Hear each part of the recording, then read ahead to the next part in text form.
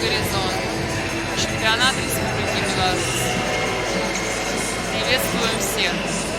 Можешь перейти быстренько на микрофон, судя по наушникам. Еще осталось 2 минутки. Раз, два, три, четыре.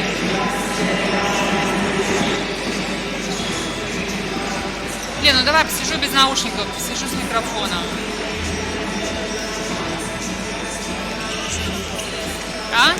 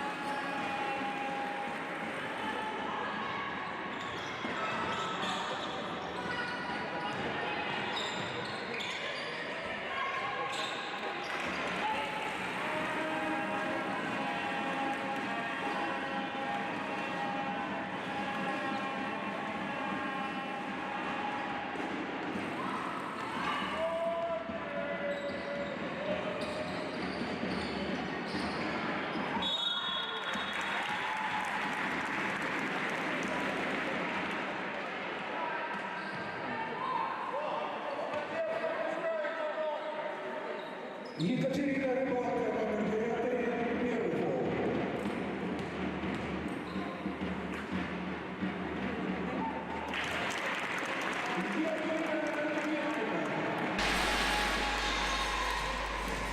Раз, раз, раз.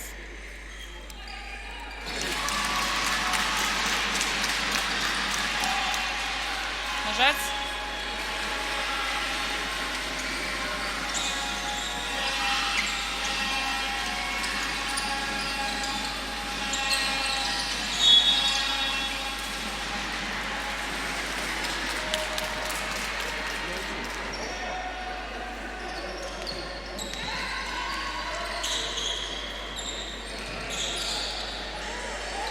Ой, сейчас слышу. Блин. Добрый день, дорогие друзья.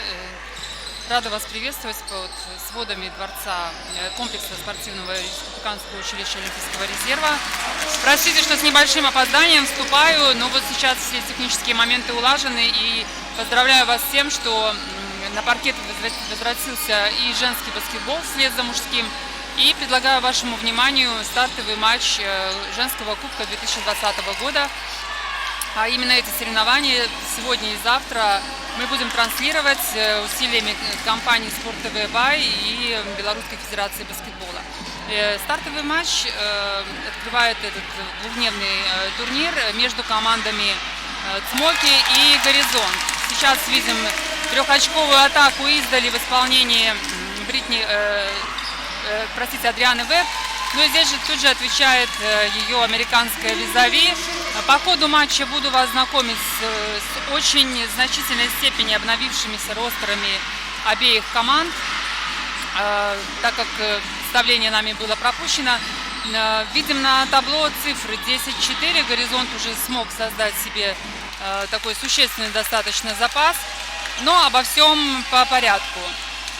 Наверное, самым знаменательным событием, начнем с Горизонта, стало то, что в ряды Горизонта подписалась, по крайней мере, на первую половину сезона наша самая известная, самая лучшая баскетболистка центровая Анастасия Велименко под номером 87. Вы видите Настю, очень непривычное зрелище. К тому же, мы были свидетелями Настиного присутствия здесь, в Беларуси. Например, когда в 2015 году она восстанавливалась после рождения ребенка, готовилась к чемпионату Европы в рядах Горизонта, но это был совсем небольшой отрезок времени.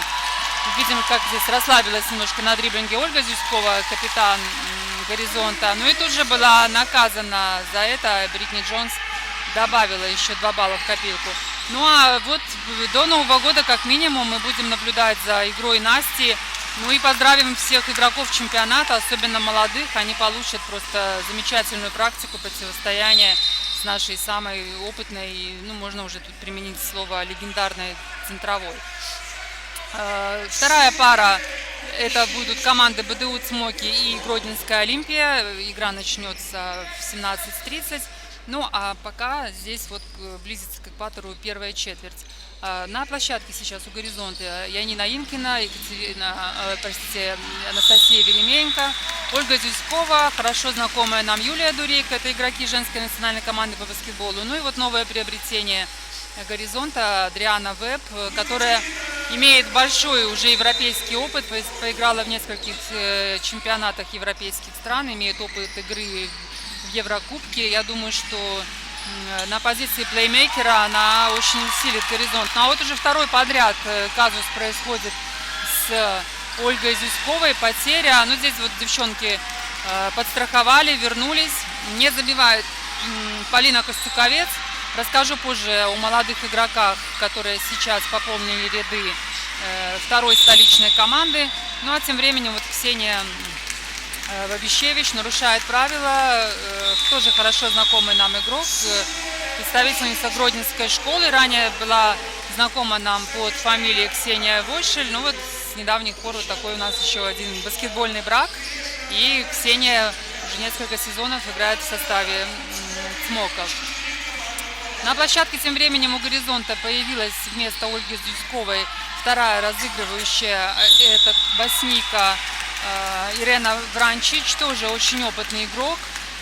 Разговаривала перед стартом матча с главным тренером Горизонта Натальи Трофимовой. Она высоко оценила вот за те тренировочные дни, которые Ирена провела вместе с командой, способности разыгрывающей, и считает, что тоже заметную роль и пользу сыграет. В общем-то, по составу все американские легионеры горизонт покинули. Также среди белорусов, ну, я имею в виду Алексис Робинсон, Бриану Элфорд, Луис Смит, но также таким громким отъездом был отъезд Натальи Горбачевой в российскую премьер-лигу. Также команду покинули Дарья Семилетникова, Полина Махрицкая, которая подписалась с литовским Шауляем и пробует свои силы в качестве легионера. Юлиана Казак, Алина Власюк. Ну, то есть, вот, да, молодые игроки тоже ищут себе другие варианты развития своих карьер. Вот. Но, в общем и целом, состав у «Горизонта» очень интересный. И не сказала еще тоже о громком трансфере, а именно о переходе Виктории Гаспер, второго нашего ведущего центра женской национальной команды, из-под знамен ЦМОКов в «Горизонт». Много лет Вика отдала ЦМОКам, была там однозначным лидером, ведущим центром. Но вот такая вот спортивная судьба, никогда не знаешь, куда она тебя приведет. И в этом сезоне Виктория договорилась о переходе в «Горизонт». И сейчас здесь хорошая атака с угла, быстро девчонки распорядились мячом.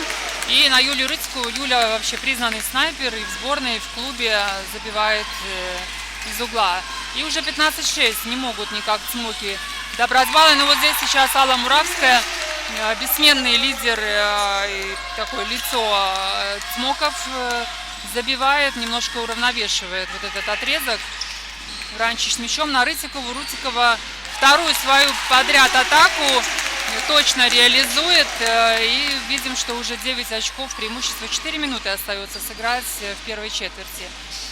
Возвращаясь к Гаспер, но пока Вика не появлялась на площадке, не знаю, насколько комфортно эмоционально и психологически будет ей выступать против своих многолетних партнерш по клубу. Но для сборной, конечно, это огромный плюс. Сборная женская готовится к квалификации чемпионата Европы 2021 года на ноябрь и на февраль. Ближайшие запланированные очередные матчи в нашей группе. И, конечно, игровая практика для Насти и Виктории в одной команде однозначно создаст более чем комфортную подготовку для таких важных поединков. Команда будет бороться за свое присутствие в финале чемпионата Европы. Вот здесь тем временем появилась на площадке Наталья Нуфриенко, вернувшаяся после декрета в прошлом году. Ну вот здесь в защите вроде бы отыграла и успела, позицию заняла, но тем не менее Бритни Джонс забивает с сопротивлением и получает право еще на дополнительный штрафной бросок. Появляется на площадке Виктория Гаспер. Еременко отправляется отдохнуть. Пока, да, я думаю, что центры будут в ротации, сменять друг друга на паркете, но мы знаем, что самые лучшие связки вот в игре сборной как раз в исполнении этих двух центров. Прекрасно девчонки чувствуют друг друга, много лет играют вместе, еще начиная с чемпионатов молодежных сборных, Су-16, Су-18, и их игровая сыгранность, конечно, местами очень впечатляет. Ну а сейчас видим, что здорово действует Бритни Джонс, фактически тащит на себе сейчас игру своей команды. Это, в общем-то, отражают и цифры в протоколах. 9 очков на ее счету. Остальные, в общем-то, пока разогреваются, разбегаются. Еще 2 балла у Костяковец и 3 очка, вот, которые мы видели издали у Муравской. Больше никто из игроков ЦМОКов пока не забивал. У «Горизонта», ну, в принципе, баланс между американскими игроками. Ариадна Веб 8 баллов, всего лишь на 1 меньше, чем Джонс. Ну и далее Рытикова Юлия отметилась своими 2 дальними попаданиями. У Инкиной 2 очка, и 2 очка мы видели, что заработала Анастасия Еременко. Дополню еще информацию по тренерскому штабу «Горизонта». Он немного тоже претерпел изменения. Не увидим мы уже в составе капитанского тренерского мостика Андрея Клемеза, но на его место пришел очень известный специалист, который здесь проводил, кстати, в межсезонье очень интересные и качественные мастер-классы для подрастающего поколения. Златан Прешич из Сербии будет ассистировать в этом сезоне Наталье Трофимовой. Я думаю, что будет хорошая комбинация сплав опыта, потому что сербская школа, одна из признанных в Европе наряду с испанской. Ну, вообще на Балканах баскетбол, мы знаем, каким почитанием и популярностью пользуется. Соответственно, специалисты также котируются, как и игроки. Ну и вот здесь вот в этом сезоне такой специалист поработает на пользу белорусского баскетбола. Пас на Нуфриенко, ну, не так уж с угла, под 45 больше, но не точна сейчас Наталья, хотя мы знаем, что со снайперскими качествами все у нее в порядке. Вбрасывание из-за лицевой линии. Хорошо нашла Инкину. Яна вообще, конечно, тоже радует своим присутствием. Я думаю, что будут у нее карьерные и другие варианты развития событий, но сейчас она помогает «Горизонту». Я думаю, что сейчас Джонс забивает тут уже во всех ситуациях. Сейчас отработала в качестве центра, спиной к кольцу переиграла Ирену Вранчич, забивает. Здесь быстрая атака, и опять же Яна Инкина отличается. Яна Инкина у нас такой уже комбинированный продукт белорусского и американского баскетбола. Она отучилась в американском вузе, участвовала в нескольких матчах мартовского безумия. Поверьте, это совершенно сумасшедший и уникальный опыт, потому что там собраны лучшие команды лучших университетов Америки. Вот. Ну и кроме того, конечно, Яна помогает адаптироваться иностранным американским игрокам в команде, так как она прекрасно знает специфику и разницу между менталитетом, скажем так, европеек, белорусок и американок, и ее присутствие в команде намного облегчает задачи тренерские, потому что всегда поможет девчонкам донести информацию от тренера. Ну а здесь вот у Яны не получается атаку. «Горизонт» использовал все 24 секунды, отведенные на атаку. Минута 20 остается сыграть в первой четверти. Конечно, Цмоки по всем оценкам эксперта не считались лидерами здесь в этой паре, потому что, ну, действительно большие потери кадровые понес клуб. Но не будем забегать вперед, потому что очень интересные игроки, молодые, пришли в состав Цмока. В первую очередь я имею в виду Полину Костюковец и Полину Веробей. Очень классно девчонки зарекомендовали себя в чемпионатах, в играх за молодежные сборные. Хорошая связка здесь сейчас и хорошее взаимопонимание между Ариадной Веб и Нуфриенко. То есть первый и второй номер сыграли. Ну а здесь моментально Джонс отвечает. Такой пограничный момент был, непонятно, тут судьи определяют это как фол нападения или все-таки фол со стороны Арианы Веб. Ну все-таки да, Джонс отправляется после забитого на линию штрафного.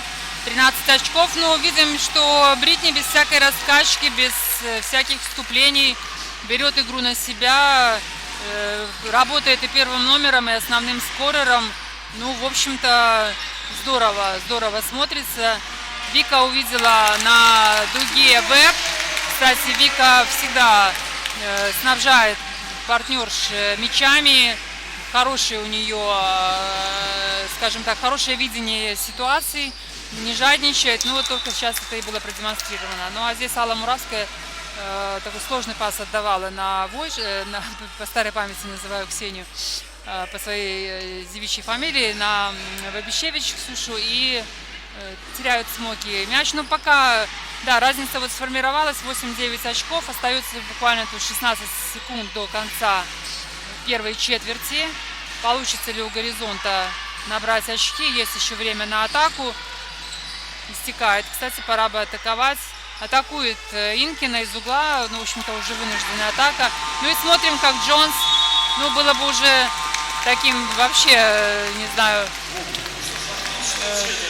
всплеском под свисток, но не забивает Бритни. И при счете 19-27 команды отправляются на первый двухминутный перерыв в этой встрече.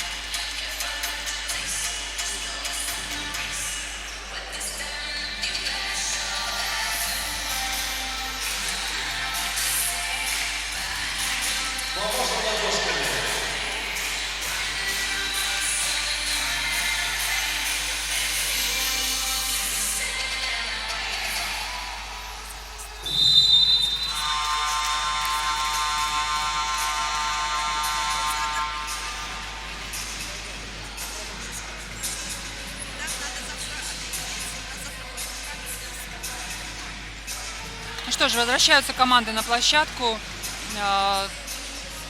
Хочу отметить тем, что вот сейчас видим ситуацию, как раз то, о чем говорила. Двумя большими во вторую четверть вступают Горизонт, Веременко и Гаспер на площадке. Сейчас мы можем понаблюдать за их слаженной игрой, посмотреть, насколько они успели восстановить свои игровые связи. Здесь хороший был размен, но не стала Алла Муравская обострять против уступающей ей в росте американки. И Горизонт быстро возвернулся уже на половину Цмоков. Зюськова с мячом, не задалась Ольге первое вступление в этом матче. Ну а здесь хороший пас на Гаспер, и Вика открывает счет очкам в первой четверти. Передняя линия, в принципе, у одной и другой команды, прошу прощения, задняя линия примерно равна по росту, по возможностям, но вот, конечно, за передняя линия очень сильно большое преимущество имеет Горизонт. Все-таки два центра против Муравской и против молодой Котлинской, прошу прощения, Корчевской. Сложно здесь будет девчонкам под кольцом.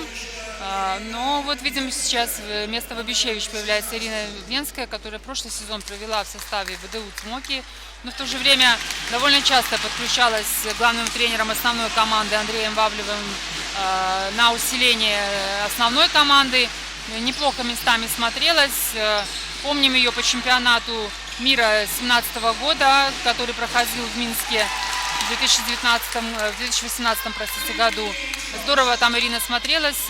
Ну вот сейчас, в общем-то, заслуженно получила место уже в столичной команде. И я думаю, что в этом сезоне получит достаточное количество секунд. Не точна Ольга Зюськова издали. Алла Муравская с мячом. Ну, Алла очень разноплановый игрок, с хорошим броском, с обыгрышем, скоростной. Ну, я думаю, что наши любители, которые наблюдают за женским чемпионатом, отлично знакомы с этим игроком. Евгения Игнатенко пробовала пройти сейчас в лицо. Это всем знакомая нам Евгения Степанова, которая также в этом году сменила фамилию, но она является капитаном Цмоков. В общем-то, не сказать, что сохранили Цмоки, в общем-то, костяк. Есть на кого опираться тренерскому штабу. Такой получается сплав молодости и опыта. Примерно такая же ситуация, кстати, в команде БДУ «Цмоки», но по ходу матча соответствующего расскажу вам и о них. Сейчас же Ануфриенко выполняет штрафные броски. Я добавлю, наверное, что пока вот штрафные пробиваются, что не были определены в игровом смысле призеры чемпионата женского по баскетболу в том формате, в котором это было сделано в мужском чемпионате. То, что я говорила, были сыграны финал 4. В женском чемпионате призеры были, скажем так, определены по итогам второго этапа чемпионата, так как все матчи 2 кругов были сыграны. И вот 22 мая исполкомом Федерации баскетбола было принято решение, что первое место по итогам чемпионата остается за «Цмоками». На втором месте был «Горизонт». Бронзовым призером стала «Олимпия». 4-я «Виктория» также из Гродно. Ну а что касается кубковых баталий, то с 2012 года «Цмоки» постоянный и полномочный представитель финальной пары. Ну вот в этом году вот так жеребьевка распределилась, что уже в полуфинале встречаются команды. Кстати, здесь формат именно такой: 2 полуфинала, и завтра игра за первый титул и за бронзу. Конечно, в сложной сейчас ситуации находятся «Цмоки», уступают по ходу игры, но еще впереди 2/3 матча.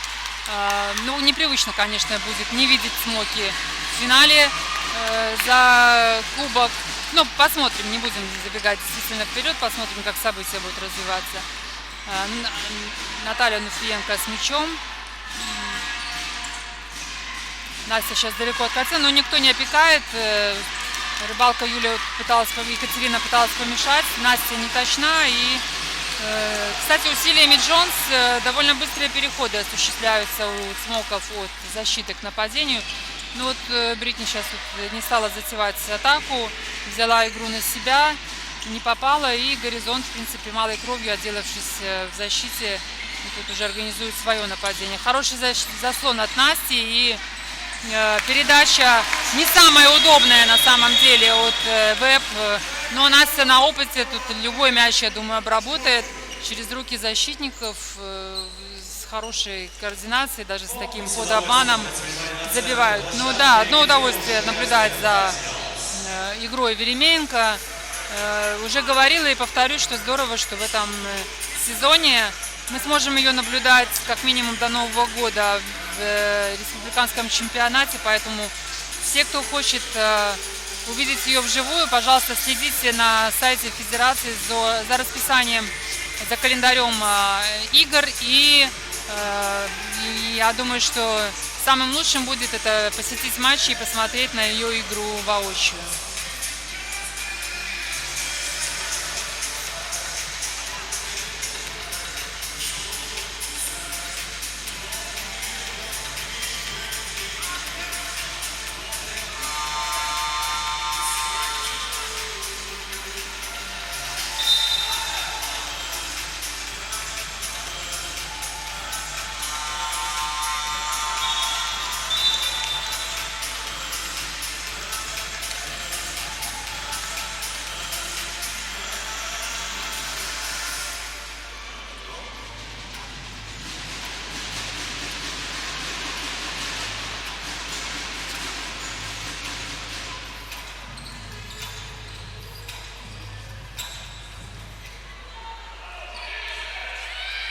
Ну что ж, возвращаемся в игру. Ирина Бенская с мячом.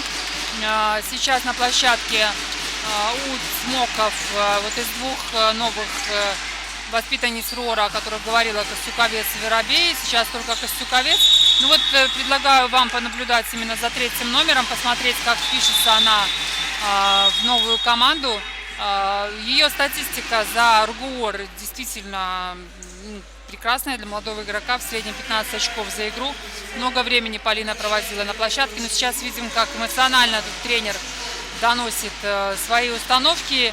Тут какое-то недоразумение произошло, не сместилась в защите Полина. Ну, понятно, что это первая игра в новом клубе с новыми партнерами по команде. определенно нужна адаптация, нужно время на то, чтобы подстроиться игроку под новый коллектив. Ну вот здесь опять у Полины теперь уже в защите не получается. Но дадим время. Я думаю, что и тренеры прекрасно понимают, что так быстро новые игроки не вольются в команду. У Веробей, кстати, тоже хорошая была статистика, почти по 11 очков за матч. Ну и кроме того, Полина играет третьим-четвертым номером, хороша на подборах, в среднем по 4 подбора. Ну, в общем, два интересных новых игрока. Тем временем возвращается на площадку Алла Муравская, и вместо Костюковец выходит Игнатенко. Ну, я думаю, да, Полине, может быть, надо сейчас пообщаться с тренером, перевести дух, а потом возвращаться в игру. Вбрасывание из-за лицевой. Настя в зоне. Ну, здесь так подстерегли Настю на первом же ударе. Потеря. Ну, от Смоки организовывают. Оставили одну Муравскую. Непонятно. Потеряли игроков. Абсолютно одна. Алла не тот игрок, который будет так пренебрегать такими возможностями. Тут же Алла забивает свои 3 очка. Ну и смотрим. Далеко от кольца заслон с участием Зюськовой и Веременко, но остается мало времени. Должен кто-то войти, но не получается у Лебедич помочь Рытиковой все-таки какую-то результативную атаку сделать. Возвращаются команды, ну здесь фолы. И замена у Горизонта, возвращается Инкина, тоже недовольна Трофимова, видим, как общается с Лебедич. Ну, вот понимаем, что тут сейчас основная работа на площадке и на скамейке ведется как раз-таки с молодыми игроками, которые проходят сейчас свой процесс внедрения, адаптации под свои новые команды. Но это хорошая, нормальная игровая практика. Скажем так, трудовая миграция в спорте внутри одной страны, и понаблюдаем за всеми этими процессами.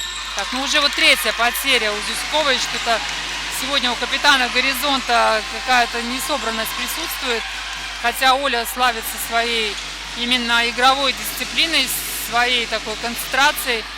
Ну, вот здесь помогли партнеры, отстояли усилиями Ануфриенко перехват. Ну и вот надо все-таки как-то реабилитироваться и создавать хорошую атаку. Будет ли... Да, уже пошла под Муравскую Рытиковой. Ну и, в общем-то, все сделала для результативной атаки, но мяч все-таки покинул кольцо. Тем временем 36-26. Смоки уступают по-прежнему те же 9-10 очков. Ну, по крайней мере, не отпускают дальше. Не может Горизонт оторваться.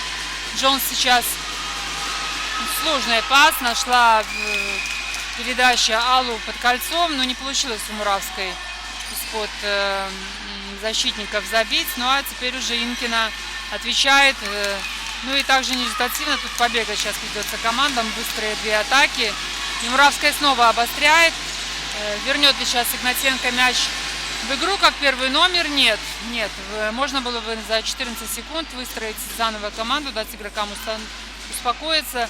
Но Евгения также предпочла тут быструю атаку и, к сожалению, неточную.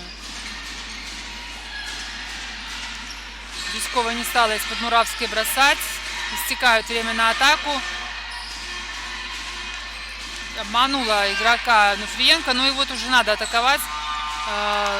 Ну и, в общем-то, неплохо Инкина в неплохой позиции находилась. Надо забивать такие мячи, но вот здесь не получилось. Тем временем Венская издали. Хороший бросок у Ирины, но не в этом случае. Объективно, да, улетел мяч, просто влетел в щит. Хорошая передача на Настю, причем очень она мне напоминает комбинацию, которая играется в сборной на Настю. Такой задний заслон с диагональным пасом. И частенько эта комбинация проходила в исполнении нашей сборной на многих турнирах. И вот видим, что из Арсенала нашей главной команды тоже используются некоторые элементы. Ну, сейчас с небольшой такой шероховатостью, но учитывая все-таки, что в тех турнирах, где играет сборная, уровень защиты на порядок выше, но даже и здесь не так просто Насте было атаковать. На счету Веременко к этому времени 6 очков. Лидирует у горизонта ВЭП 11, Узюськова и 3. Рытикова по-прежнему с 6 очками, не добавила ни одного балла к своим всем двум трехочковым броскам. Ну а в ЦМОКе однозначный лидер — это Бритни Джонс, 18, практически 3/4 очков она набрала из общего банка команды. Ну и, в общем-то, только три человека вообще отметились тем, что забивали. Это Костюковец, те же 2 очка, Муравская 6. Ну, скажем так, большие вопросы, конечно. Не то, что к первой пятерке, потому что обычно считаем, сколько приносит очков игроки со скамейки, а здесь даже из первой пятерки только 3 человека забивают. То есть это однозначно тот неиспользованный ресурс у ЦМОКов. Ну, посмотрим.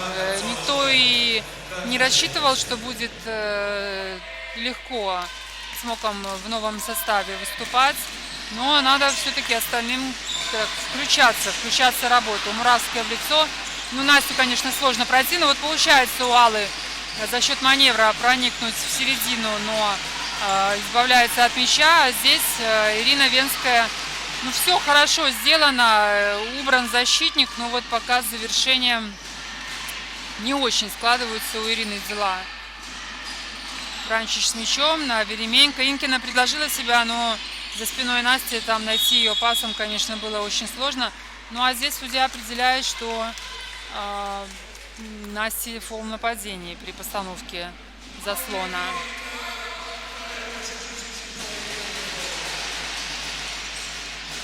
Первый фол у Насти не критично, к тому же тут уже 2 минуты остаются до конца второй четверти. Ну и наконец-то подключается, вот как будто услышали мои слова, девчонки. Екатерина Рыбалко забивает 2 очка, помогает команде. Ну а здесь вот пытались через центр организовать вывод мяча. Высоко было для Инкиной, потеря. И та же Рыбалка, ну, конечно, да, здесь, безусловно, пробежка. Оторвала Екатерина опорную ногу. И Рытикова уже готовится к введению мяча из-за боковой. Тем временем возвращается Бритни Джонс на площадку. Небольшая передышка. И посмотрим дальше за перформансом одного игрока. Но именно это определение сейчас применю для того, что происходит в составе у ЦМОКов. Рытикова тем временем так, ну, не продолжила свой рейд к кольцу, а ВЭП хорошо, в такой мужской манере, я бы сказала, убрала защитника, остановилась. Ну а здесь буквально вот только появилась на площадке Джонс. Ну что ж, поздравляю всех нас. Классные игроки появились в одной и другой команде. Я думаю, что потери Рэйчел Терриот и Ленки Бартаковой, которые ушли из ЦМОКов, вполне компенсируют приход Джонс. А кроме того, у нас будет качественная, интересная дуэль в каждом матче между двумя легионерами Джонс и ВЭП. Прямо вот они тут обменялись уколами. Ну и надо и остальным девчонкам проявлять себя. Сейчас Муравская издали не точно. Но скажу вам, что игра 2 задних разыгрывающих очень оживляет рисунок матчей с обеих сторон. По крайней мере, ну, не знаю, как вы, дорогие зрители, но я получаю удовольствие от того, как они тут демонстрируют свои способности. Ну что ж, половина минуты остается до конца матча, 30-40. Есть время на то, чтобы организоваться. К тому же видим, что Джонс выходит вот и на позицию 2-го номера. Сейчас Венская играет разыгрывающий. Хорошо на Рыбалка, но у Рыбалка тут был размен на маленькую ВЭП, но все равно у Катерины не получается атаковать. Быстро Бранчич приводит команду. Но здесь фол, хотя, конечно, интересно было бы посмотреть, как сходу с шагов Еременко с левой руки, а мы знаем, что она левша и прекрасно владеет как бы, с левой стороны полукрюком, но будут в ее исполнении все-таки штрафные броски в этой ситуации. 7-е очко ложится в личный актив Еременко. Вторая она по этому показателю в команде. Точна она также и во второй попытке. 6 секунд на атаку. Не берет Андрей Вавлик тайм-аут. Муравская атакует сама, но как-то смяла эту атаку Алла. Гораздо более выгодная ситуация была выполнить бросок из-за дуги. Ну что же, 30-42, 12-очковое преимущество в первом матче Кубка Беларуси 2020 года. Ненадолго прощаемся, 15-минутный перерыв, и жду вас всех в третьей четверти.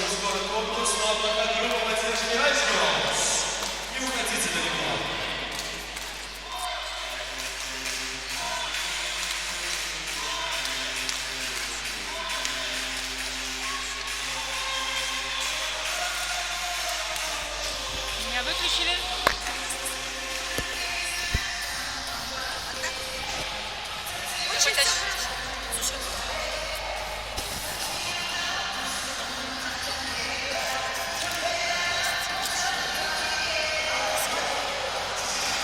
А что ты хочешь? 15 минут такое подписать. Сейчас бич и молодежь. Немалая ко мне переехала, она рыдает. Она говорит, мама, я есть хочу. Она вот со мной, и она уже начинает. Но мы разные с ней вообще. Так? Она уже. Я вообще. Ладно, я-то на гормонах, так, зря он так собирается. А вот это.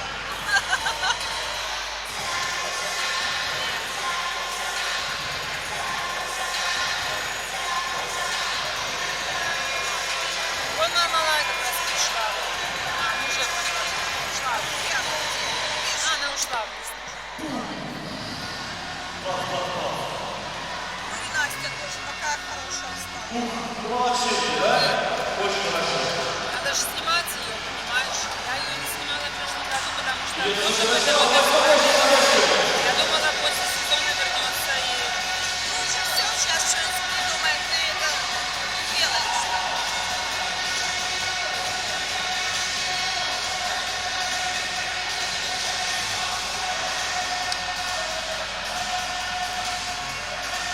Короче, на завтра у нас камерная съемка. Ты только ну, скажи, что там нужно, чего нет, чтобы не получилось как сегодня.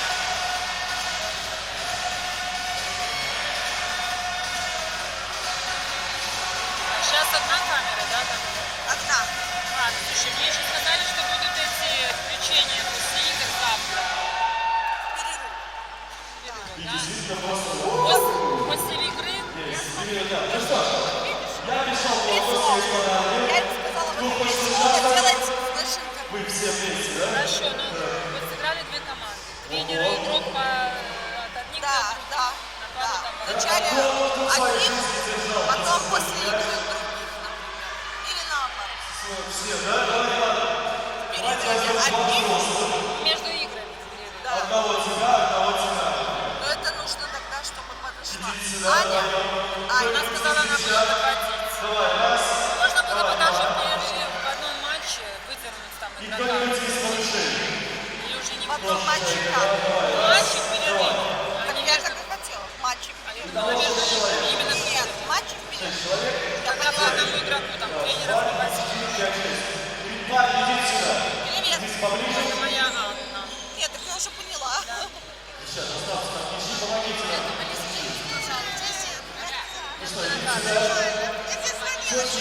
Я могу вам дать, хотите купить что-то.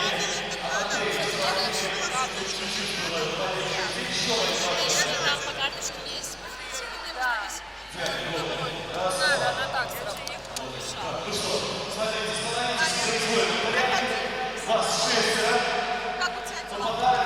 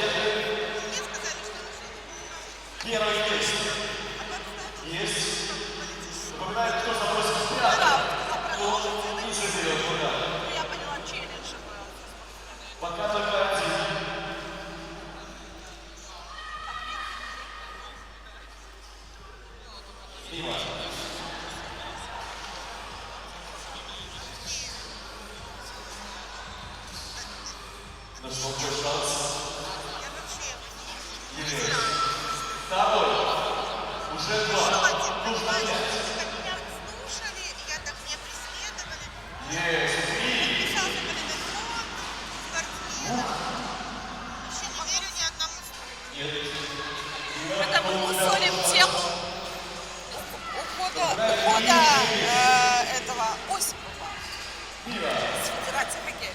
Это ерунда. Вот. Поэтому мы тут уже перемыли почти все. Ну а что с чемпионатом? Заберут, скорее всего. Чемпионат хоккейный. Заберут, скорее всего. Нет, знаешь, написали нет. Международная федерация, я не знала, оставила. Пока оставили, но они сказали, что будут рассматривать еще долго. Они не сказали, они всех не дали. Нет, написали, что оставили белорусов сегодня. Я думаю, знаешь, что Ира будет? Что страны напишут. Да, пусть поедут. Да, они объявят вот это вот. Это я рассказываю Диане. Он мне должен деньги за сезон, за съемки. Свалил, трубки не берет, ничего. Он, оказывается, в Киев свалил.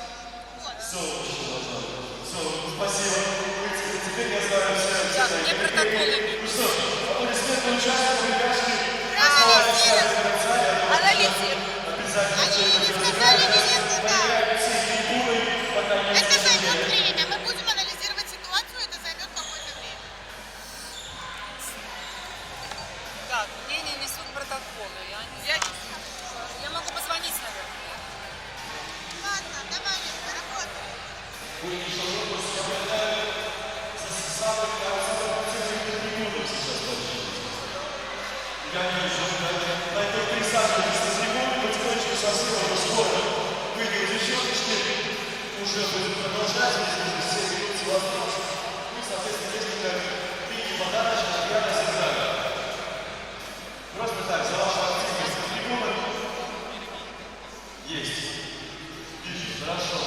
Дальше давайте, чтобы я понимал, что вы готовы. Кто хочет подарок, тот, соответственно, участвует в следующей штуке. Сейчас будем запускать волну. Девчаточки, вы начинаете. Помашите ручками. Именно вы начинаете. И волну запустим в эту сторону. Директор сам ходит. А? Директор сам ходит. Слушай, их дождешься. С меня корона не падает. Все, оплата дела. Пойду завтра еще за одними очками. Ира, на следующей неделе надо, чтобы ты приехала. Мы дальнейшую всю вот эту схему разрисуем. Что у нас там дальше? Ну и надо, наверное, все-таки какой-то трудовой, я подумаю, если это возможно, устроить. Да, ну так хорошо. Вроде как мне это не Не, ну почему нет? Почему нет? только с условием, что если мне куда-то там какие-то дали Нет, фанаты. ты знаешь, я уж если взяла, то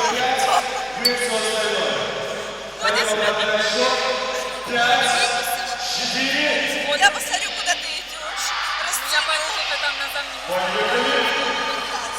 Тебе, Валера, не надо. Вот это туда я точно тебя не пущу. Я не пишу. Валера, не пущу. Конечно, без вопросов. Ты все решишь.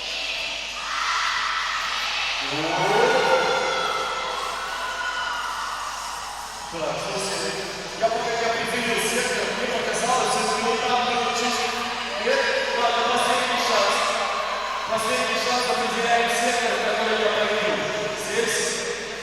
Здесь людей больше, но активность меньше.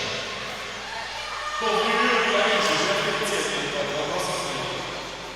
Ну что, еще разочек, где больше людей встанет, туда пойдем. Обратный отсчет. 5.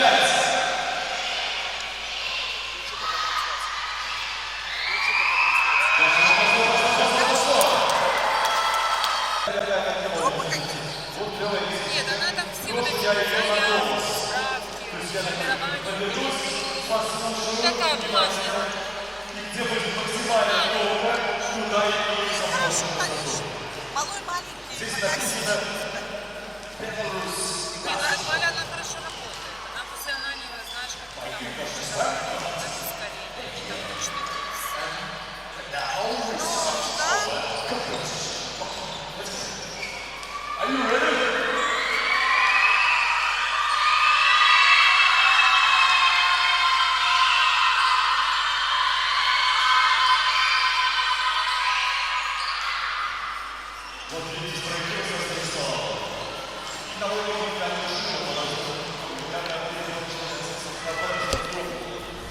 Все, молодцов. Так держать. Вот-вот уже начнем. Минута остается.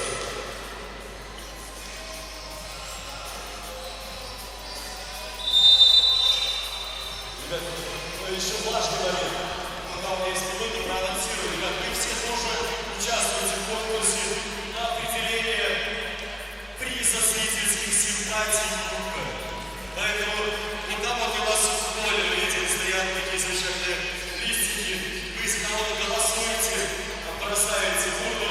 Мы, соответственно, завтра во время финального матча мы подведем итоги и наградим одного из баскетболистов призом зрительских симпатий уже в рамках церемонии закрытия. Поэтому голосуйте. Ну что ж, дорогие друзья, возвращаемся в эфир. Меньше чем полминуты остается до старта второй половины матча. Смоки Минск, Горизонт, 30-42, минус 12 у Смоков. Посмотрела, в чем же тут проблема. Ну а проблема, в принципе, я ее озвучивала и по ходу матча у Смоков. Только 4 человека отметились набранными бросками. Все усилия, в основном очковые, предприняты 33-летней, очень опытной американкой Бритни Джонс. 20 очков из 30 на ее счету, 66% от общего числа.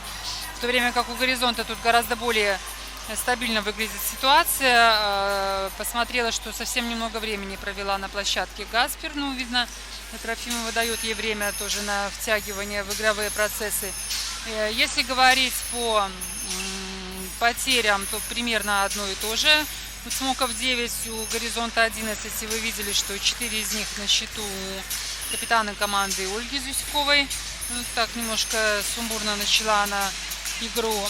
По подборам преимущество, ну, предсказуемое, конечно, за Горизонтом.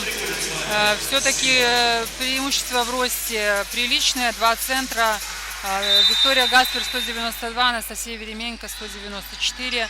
Но в составе Смоков есть и Яна Макутса, молодой игрок 2004 года.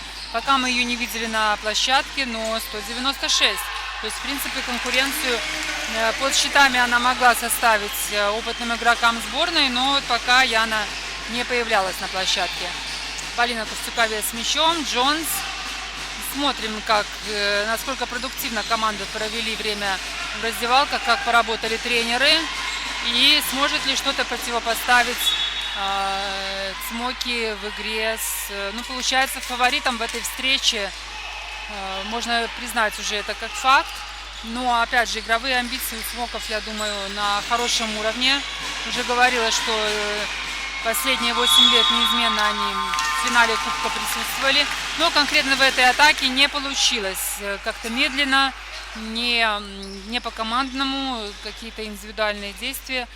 С одной стороны Костюковец бросала, но встретила руку Веременко. С другой стороны Екатерина Рыбалка. Но вот здесь уже Горизонт развивает свою атаку. Веб искала Инкину под кольцом. Здесь Яна успевает на заслон, но такой полузаслон получился. Но все равно Юлия Рыцкова на секунду освободилась и в прыжке с небольшой дистанции забивает. Тут индивидуально Костюковец сыграла. Ну, сложно будет Полине, конечно. Она была однозначным лидером в Руоре. Очень многие ситуации решала в свою пользу и большим доверием тренеров пользовалась. Здесь у нее пока не хватает мастерства на то, чтобы вот так соло играть. И пока, конечно, сложно. Настя Веременко тем временем в свойственной ей манере с отклонением очень мягко, очень, скажем так, качественно кладет мяч в кольцо. Ну, отдадим должное Костюковец. Вот третья атака подряд. Нисколько не растеряла она уверенности в себе. 2 раза не забила, все равно взяла игру на себя. Ну, несомненно, есть у нее лидерские качества и желание бороться. Поэтому я думаю, что все нормально будет у Полины. Просто пока переходный период, сложности роста. Потеря у горизонта. И Джонс с мячом. Ну, очень резкий скоростной игрок. Пока просто удовольствие доставляет ее игра. В составе команды опытнее ее только Алла Муравская. Но видим, что Джонс тут справляется и в одиночку, и с партнерами по команде. И вот уже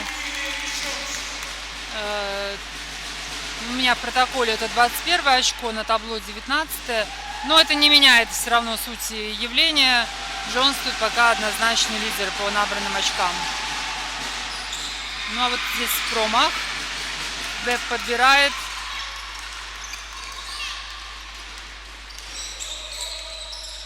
Заслон от Веременко. На этот раз без фола все нормально. И Веб, выпрыгивая в таком хорошем прыжке, Настя пробовала буквально там, не знаю, одним касанием пальцев добавить мяч в кольцо. Не получилось, и будет вбрасывание из-за лицевой. Посмотрим, сколько на атаку. 12 секунд на атаку у горизонта остается. Ну, достаточный запас, чтобы организовать что-то эффектное. Веб из-под заслона, сама бросила, и думала, сама и подберет, но Янина Инкина успевает забрать этот мяч. Ну и сейчас вот с линии штрафных посмотрим, что по штрафным. Ну, у горизонта тут, в общем-то, все неплохо. 9 из 9 неплохо, отлично. 9 из 9 стопроцентный результат. Но сейчас не будет штрафных Рытикова из-за дуги. Ну, также, в общем-то, и у Цмоков. Ни одного штрафного пока не промазали. Вот в первой половине мы увидели, что Джонс уже один раз промахнулась, подпортила статистику. Быстрая атака из-за дуги под 45, но Муравская не точна. Помним, как в начале игры 2 подряд Алла забила. Но, в общем-то, вот с этими 2 попаданиями Алла так пока и остается. Не получается у нее нарастить свой очковый баланс. Ну а здесь Рытикова с разворотом. Ну и Юля как раз-таки демонстрирует стабильность. Забивает, в общем-то, это ее основное оружие пока в этом матче, броски из-за дуги. Ну, здесь на опыте просто отлично срежиссировала этот момент Джонс. Вот обращу ваше внимание прямо, то есть в ситуации, когда уже игрок слышит свисток судьи и буквально моментально принимает решение, чтобы изобразить бросок, потому что я больше чем уверена, что не собиралась она атаковать, там скорее напрашивалась передача. Ну, грех не воспользоваться этой ситуацией и не отправиться на линию штрафных бросков, тем более здесь будет их 3.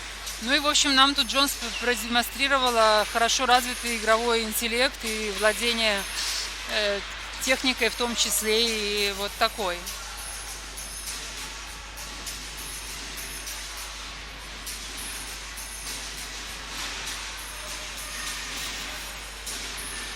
Ну а вот как раз мы видим, сейчас на площадке появится Яна Макуца вместо Екатерины Рыбалко, которая заметно сможет усилить игру, если не в атаке, то в нападении, то, простите, в защите точно, потому что по антропометрии она как раз соответствует и Гаспер, и Веременко. Ну, конкретно в этой ситуации Веременко отправляется отдохнуть. Посмотрим за дуэлью бывших одноклубниц.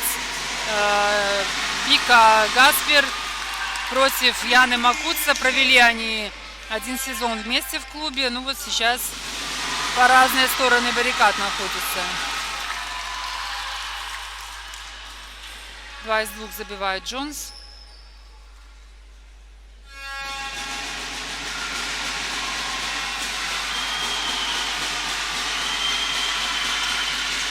Третий бросок также достигает цели. Ну и смотрим, как горизонт будет организовываться. Играет зоной Цмоки, применяют эту систему. Ну и здесь горизонту нужно разбросать. Ну, в общем-то, получается. Веб, правда, не забивает, но вот сразу видим, насколько приход Макуцы уже дал положительный эффект. При том, что там особо качественной постановки спины не было, но в прыжке как бы Вика не смогла перепрыгнуть. И мяч, пускай не сразу, но оказывается у команды Цмоков.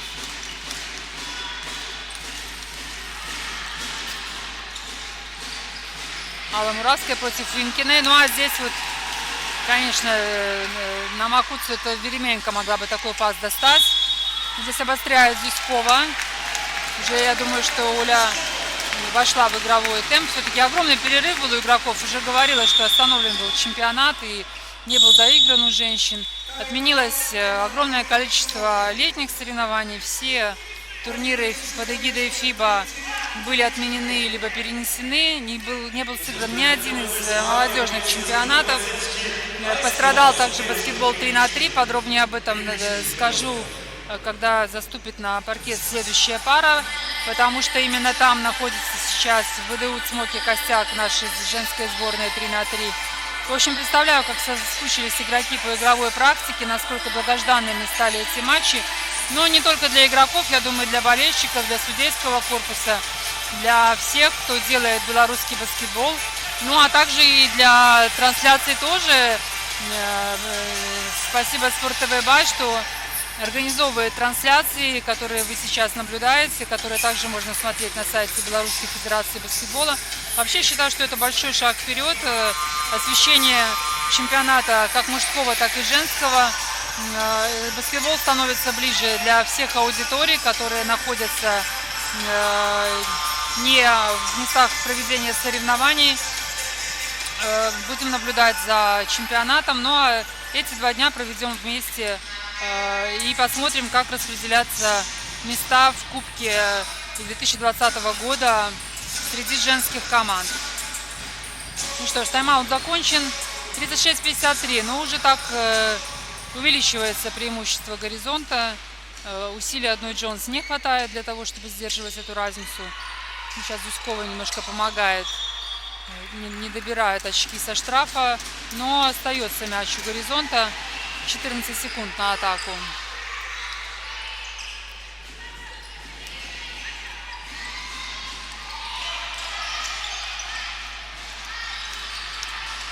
Инкина возвращает на дугу. Но сейчас получше взаимодействие в зоне у Цмоков. И, в общем-то, это помогает им тут отыграть без поражения их кольца. Я думаю, что сейчас этот тип защиты будет применяться и в дальнейшем. Обещевич, Костюковец в лицо. Ну, пока не слишком широкий игровой диапазон демонстрирует Полина, но упорно отправляет мяч в сторону кольца. Я думаю, что не очень радует это тренера, точно так же, как и команду. Потому что эффективность этих атак пока, прямо скажем, невысокая. Сейчас посмотрим, чем ответит Горизонт, разберется ли. Ну а вот здесь снова зона, в принципе, хорошо работает у Цмоков. Ну и в этой ситуации Костюковец пожадничала, не отдала на Джонс мяч. Ну, конечно, такой игровой эгоизм присутствует. Он может быть со знаком плюс или минус, и если в исполнении Джонс это однозначно в плюс, то Костюковец это пока минус. Ну, будем сравнивать, что одной 18 лет, второй 33. Разница в опыте колоссальная. Ну и потом, я думаю, что здесь Полина будет прислушиваться все-таки к команде и найдет какой-то компромисс в своих действиях. Пока же ей приходится отправиться на скамейку запасных. Все-таки так, заигрываться в ущерб интересам команды, конечно, не стоит.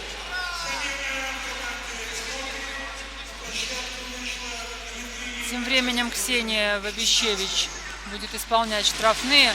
Очень нужно Цмокам набирать очки. Есть еще достаточно игрового времени. И понятно, что Горизонт, наверное, может добавить в любую минуту, но тем не менее Цмокам нужно цепляться и не отдавать эту игру просто так. 36-53 и менее 5 минут остается сыграть в третьей четверти. Тем более вот стало получаться в защите. Тут у Горизонта определенные проблемы есть с разбитием зоны. Сейчас Зюськова издали. Ну и Оля забивает. И действует как просто взяла игру на себя и баланс удержала. Я имею в виду, что вот все-таки набранные очки в каждой атаке очень восстанавливают дух команды, особенно когда вот смена защиты и может немножко быть сорван ритм игры. Джонс сейчас промахивается. Тоже очень важные очки были бы сейчас, все-таки свести к 16-очковой разнице, пока 18. Дурейка быстро, простите, тоже Юлю называю по девичьей, по прежней фамилии, Юлия Рытикова издали не точно. Поборолась здесь Вика Гаспер, но все-таки вот говорю, что присутствие Макуца тут создает сложную жизнь под щитом, и Яна тут в нападении, наверное, пока ей сложно противопоставить что-то Виктории, но в защите вот именно она создает возможности для подбора и для быстрой организации атак. Елена Вранчич сейчас на площадке. Но пока менее заметна она, чем ее вторая напарница Ариана Веб. Вика против Макуца. Да, Яна защищалась, отборолась. Тут Вике не просто пришлось, но все-таки на самой финальной стадии броска фол, и Виктория будет выполнять броски штрафные.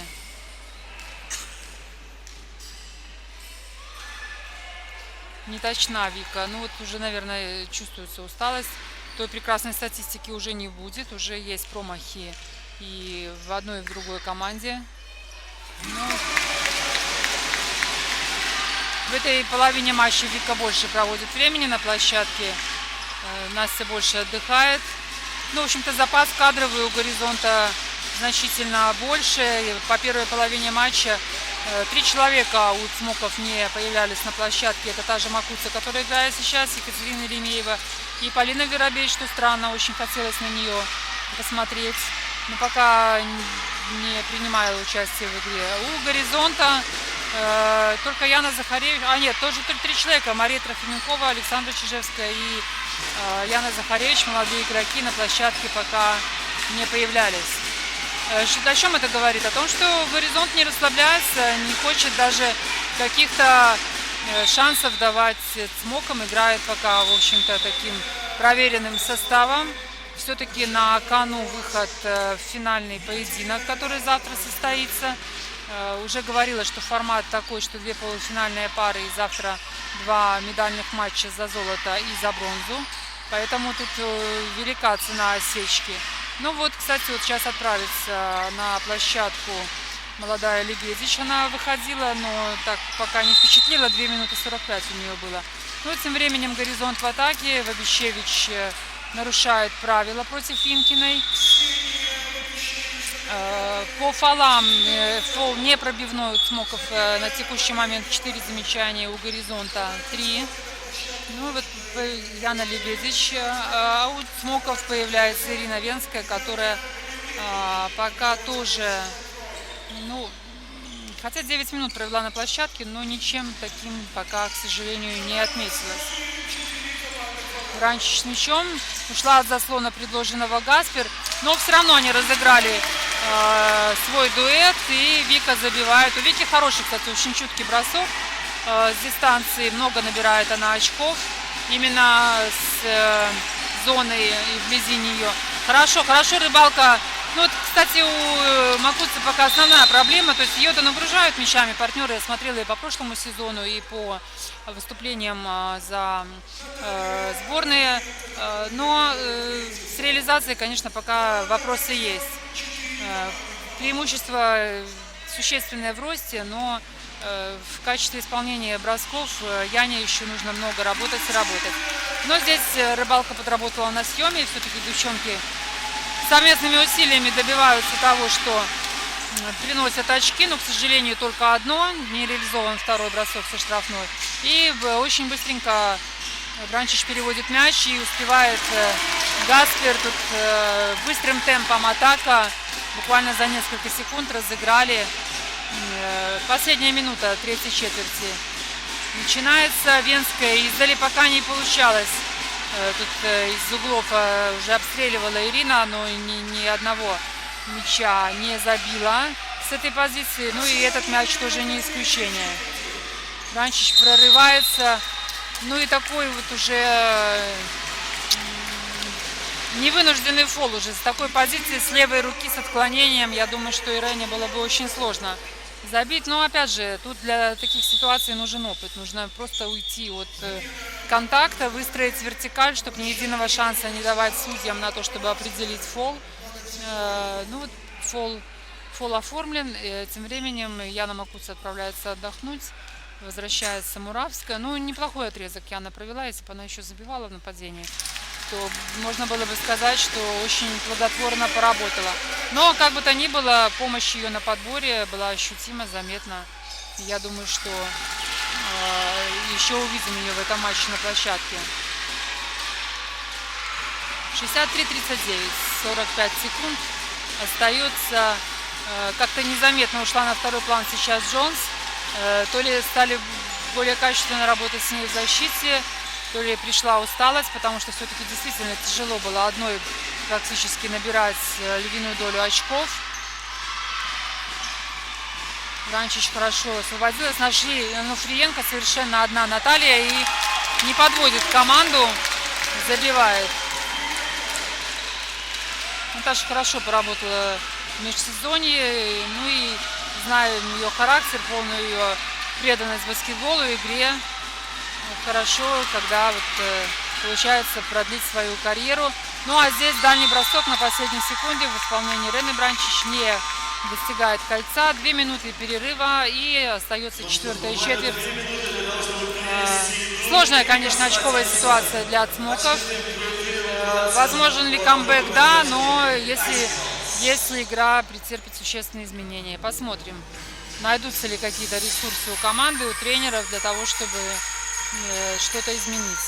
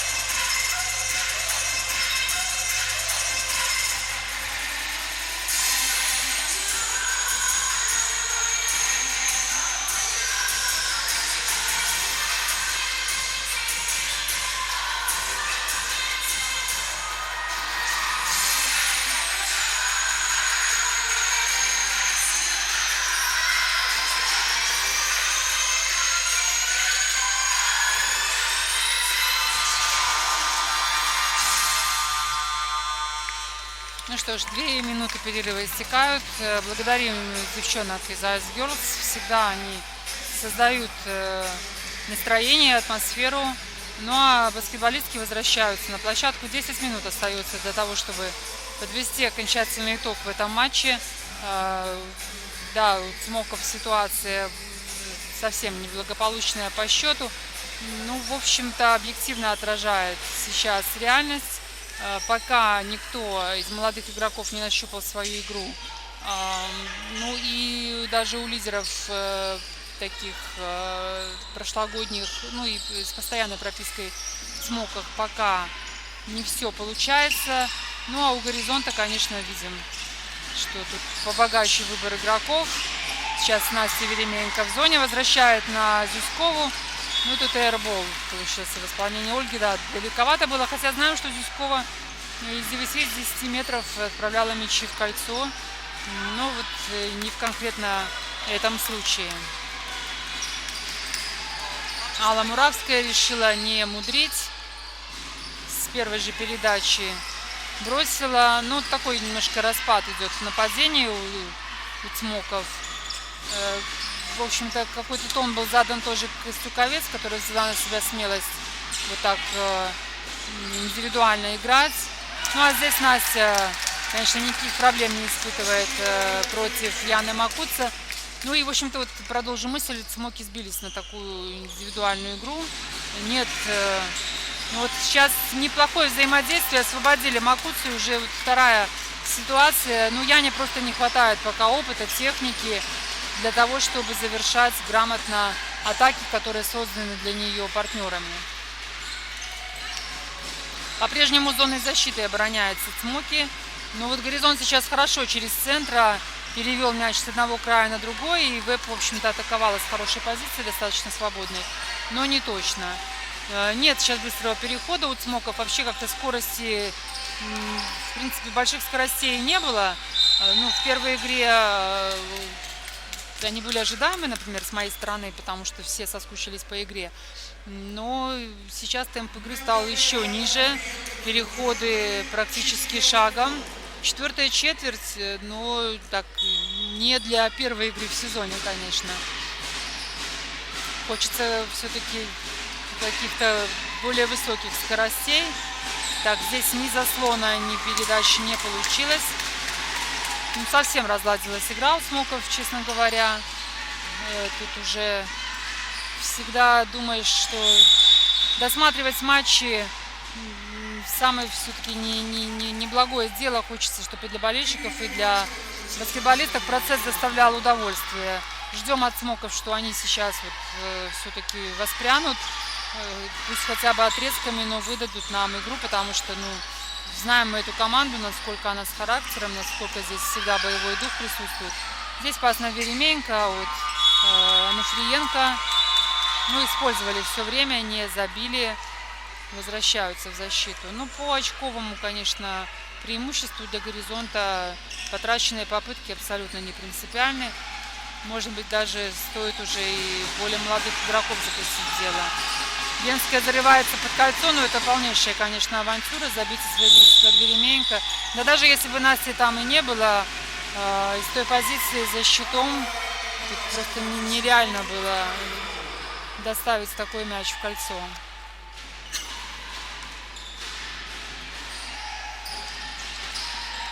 Так, Вабищевич достаточно жестко в защиту, но обошлось без фола.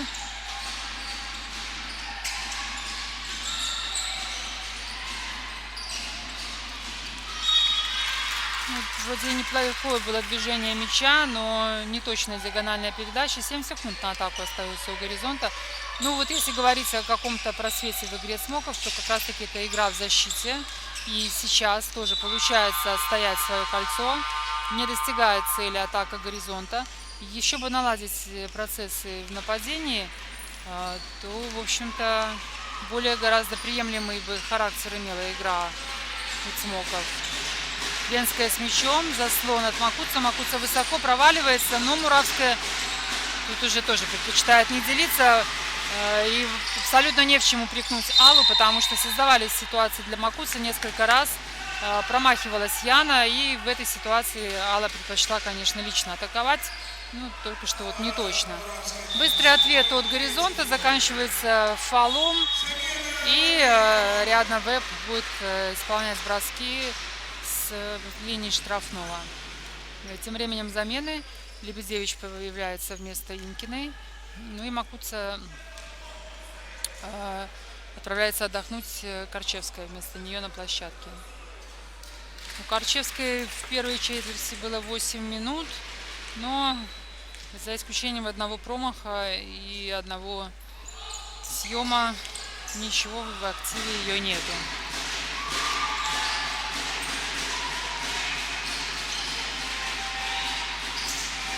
Ну, такой невысокий состав сейчас и молодой на площадке у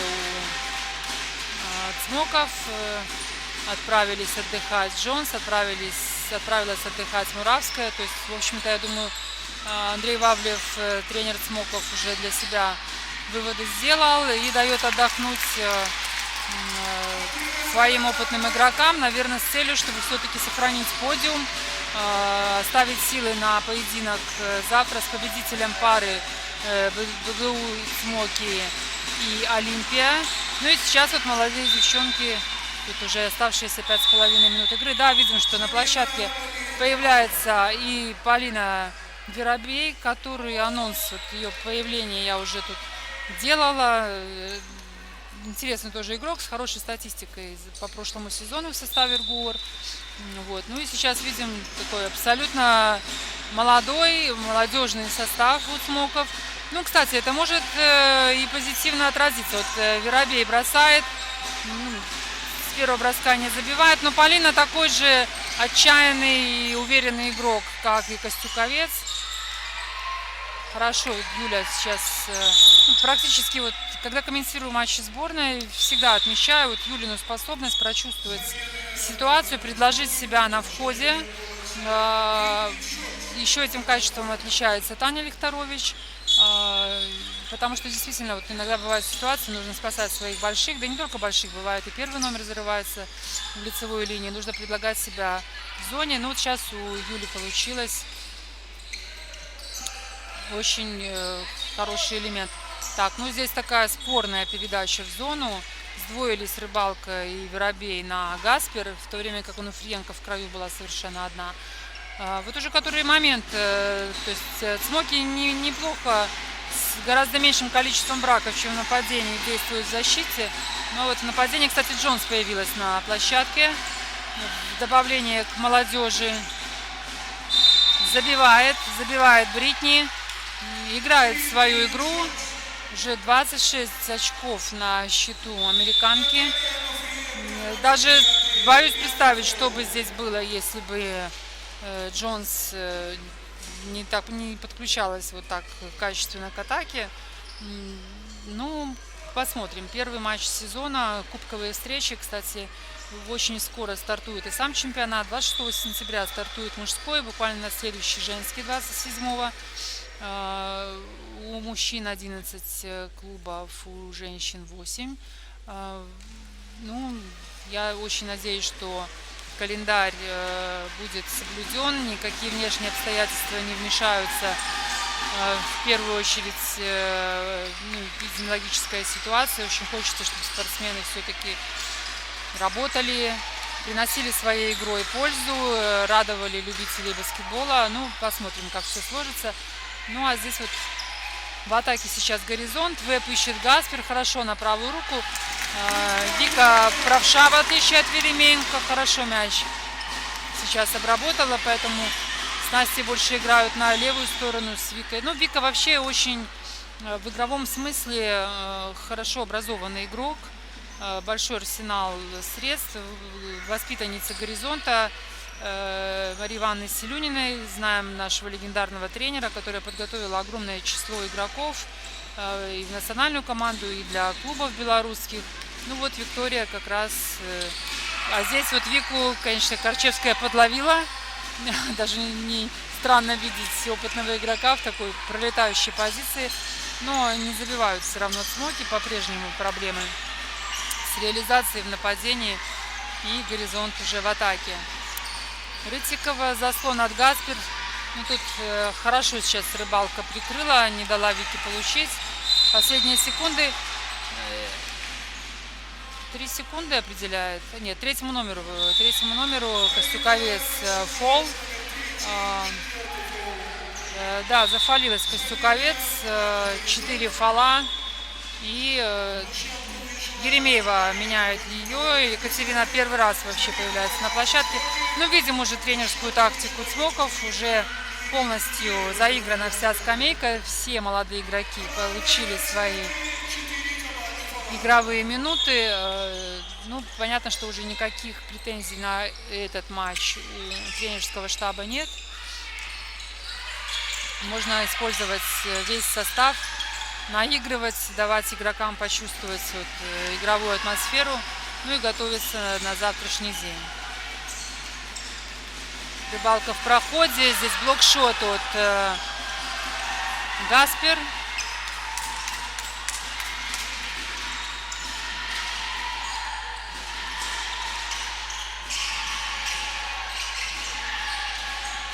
Вика с мячом готова к передаче в зону. Но никто себя не предложил. Уже и Виктория тут сама это сделала. Но в итоге дальняя атака в исполнении центра. С заступом не точно. Будет ли тут соло от Джонс? Нет, играет на партнеров.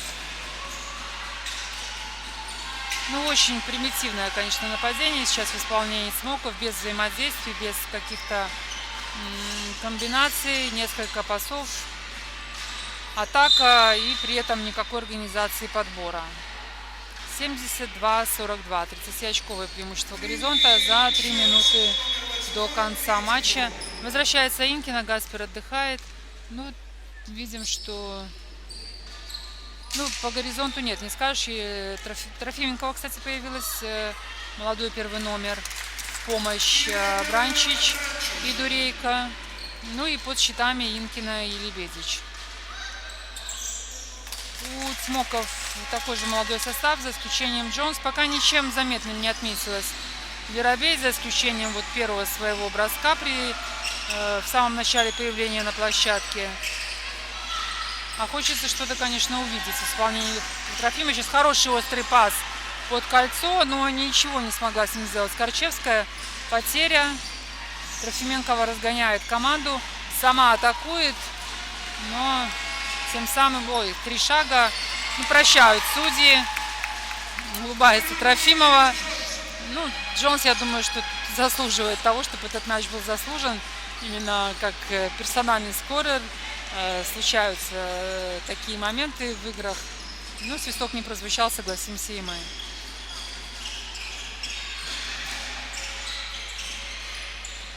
Некачественная передача Трофименковой и мяч Смоков. Ну что ж, будем смотреть, как Джонс наигрывает себя дальше индивидуально. Нет, Корчевская в проходе, хочет реабилитироваться за потерянный пас. Ну, почти это получается у Екатерины. Но итогом атаки все-таки возврат своей команды в защиту. 2 минуты остается сыграть.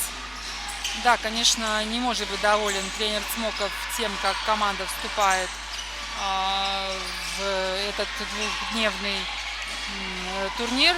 Бранчич, ну так вот, забивает Ирена на флажке, опять же на опыте. Бросок от щита. Ну, порадовало нас, конечно, исполнением. Тут видим, что у Смоков выверенные мячи не летят, а у Горизонта... Ну, вот реабилитировалась немного Корчевская, забивает с левой руки. Вот. Не летит у Смоков, а у Горизонта даже вот такие вот отчаянные попытки достигают цели. Еще раз Вранчич. Но тут уже дает сбой даже и защита от Смоков. Остается минута. Уже можем поздравлять Горизонт с победой. Для этого клуба начало получилось достойным. Я думаю, что настрой был очень серьезный. При всех тех изменениях и, скажем, особенностях формирования сейчас команды Смоки, нет такого большого числа легионеров, по сути, только один игрок, это Бритни Джонс, ну, кстати, очень качественное приобретение. Но, тем не менее, никто не расслаблялся. Видим, что почти 3/4 Горизонт играл основным составом, потом только стал запускать молодежь, когда оформил уже безоговорочное преимущество. Ну и вот остается полминуты доиграть, и даже Александра Чижевская, молодая, под 16 номером, появляется на площадке.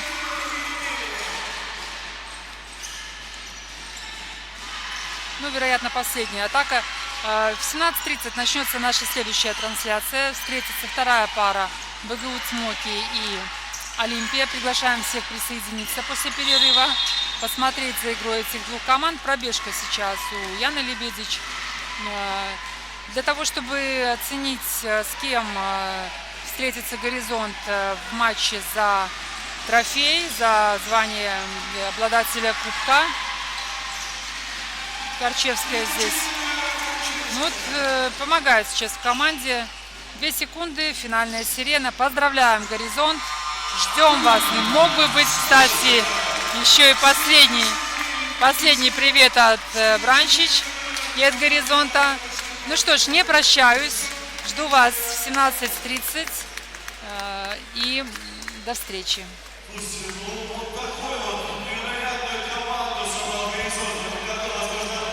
из лучших команд за всю историю. Ну и я еще раз очень гарантирую, совсем скоро второй полуфинал, но прямо сейчас можете оставить свои симпатии одного из игроков этого матча. Вот здесь вот в нашей карточке. Голосуйте за вашего игрока, фамилия или номер с названием команды. Ну и, соответственно, в финале подведем итоги и выберем лучшую. А финал уже завтра. И Горизонт уже в финале. Смотрите, будет бороться за третье место. Тоже завтра. Надо как-то снять решить. Она может, там будет микрофон просто у нее или что? Смотри, я вообще думаю, я вот так сейчас сидела. Завтра финальная игра. Может, завтра мы принесем второй микрофон, спокойно сидеть. Микрофон Ну, она, в принципе, даже может быть сюда. да, она может рядом, вот здесь сидеть и мешать себе. Вот. Будет слышать. Может, тогда не на финал, а на бронзовую или на первую. Да. Ну, я имею в виду просто завтра. Ее нет. Она повела гостей, уже Сразу же перед матчем, она повела их. конечно же, традиционно наши любимые конкурсы и подарочки важные. Второй полуфинал стартует через час. Слышишь, а как закрыли вот этого большого датчика? Кравченко. Как? Кравченко. Кравченко. Я думала, боже. С ним калибр, да?